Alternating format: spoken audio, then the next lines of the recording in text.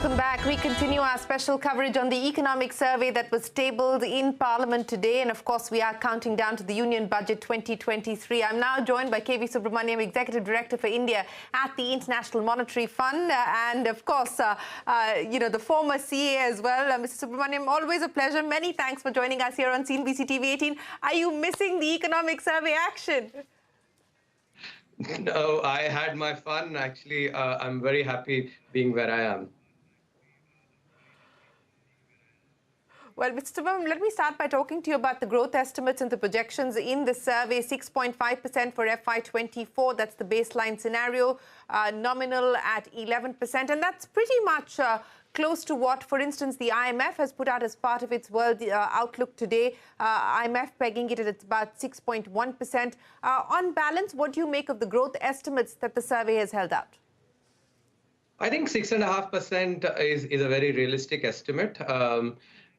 As has been the practice, they have given a range as well. And I think that is a good thing, given the significant amount of uncertainty, especially from global factors. I think providing a range was definitely a good idea. I think the 6.5%, especially in a global environment where possibly Europe will be in recession and rest of the global economy might struggle to grow even at 1.5%. I think India at 6.5% would be definitely the positive outlier, combined with an inflation outlook that clearly seems to be in a comfortable zone.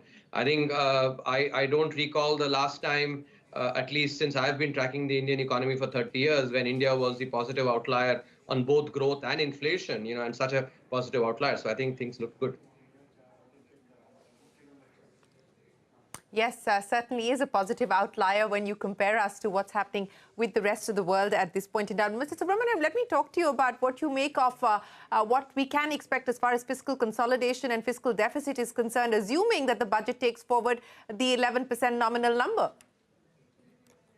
So I think given what we have seen over the last few years, especially post-COVID, the emphasis on public capital expenditures, and it's particularly salient for us to note that the crowding in of private investment that public capex, was supposed to do seems to be happening. I noted that from the period April to December of this year, for this financial year, the manufacturing investment is 5 times that of FY20 during the same period. So I think that is clearly an indication of the emphasis on manufacturing public capex, that bringing in private investment. So I think given the fact that this is something that is working well, I would therefore expect the budget to continue on the capex side. I think there should be some fiscal consolidation, especially because of the revenue side looking good. And I think at the same time the growth, the R minus G differential, if you look at the nominal rate of borrowing, I think it'll be about between 7.5%, and the nominal rate of growth, 11% plus. Clearly, the differential is negative, so that will bring down debt to GDP, which already has declined as we had projected. If you remember, from 90% has declined to about 80%. So I think that path should continue. So I would actually expect that the primary deficit should be, in manageable range, and as a result, the debt to GDP ratio should continue its slope down. Yes, and as per the CA in the economic survey, the debt sustainable debt is not a concern at this point in time as far as India is concerned. In fact, reduction of debt has seen a significant downtick. But let me also address the expectations now from the budget in light of what we've seen, of course, not just in the survey, but ahead of that. And the Prime Minister coming out this morning and saying that this is going to be a budget that the world is going to watch closely. Now, in light of this India plus, China +1 strategy and so on and so forth, what do you believe the budget can do to further build on that momentum? We have established ourselves as a credible destination as far as diversifying capital flows are concerned. What more would you expect the budget to do that we haven't already done? So I think, part of the reason why everybody will be watching India's budget will be because we are the economy that are now the bellwether in some sense for the global economy. And therefore, interest in the budget will be significantly high. And I think the Honorable Prime Minister has captured that sentiment very well. In terms of what we can do, I think the emphasis on growth must continue, as I just mentioned in my response to your previous question. The fact that public capex, what we had at that time thought about, I think has clearly manifested in terms of the crowding in of private investment. So the emphasis on that should definitely continue. At the same time, I would actually hope that some of the other aspects, especially on the compliance, reducing compliance, providing possibly some incentives for states to reduce their compliance burden, I think would be a good thing. If you would recall, this has been done earlier, where where the fiscal deficit, the room for fiscal deficit and borrowings conditioned measures, be it on the power sector, be it on some of the other areas. So I think a similar aspect on ensuring that state level compliances are reduced, I think might be a good idea. The Honorable Prime Minister has spoken about this, and it'll be good to see some of that in the budget, because we have to acknowledge that a lot of the ease of doing business needs to really be streamlined at the state level. Well, incentivizing capex at the state level is something that the government has tried to do, and now incentivizing the ease of doing business and simplification is something that you're suggesting as well.